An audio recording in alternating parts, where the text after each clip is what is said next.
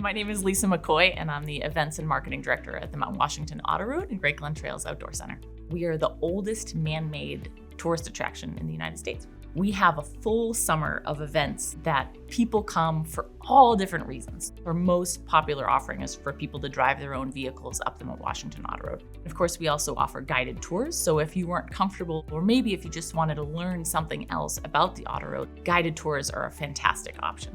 Many of our drivers, they've been working on the mountain for decades. They have such an intimate knowledge of the history, the ecology, even the geology of the mountain is really unique. We put no more than 8 people in a van, and so you get to have this really great experience with a guided tour driver. It's a half an hour up, and you get an hour at the summit to enjoy the weather, take photos, go to the museum at the top, and then it's a half an hour back down the mountain.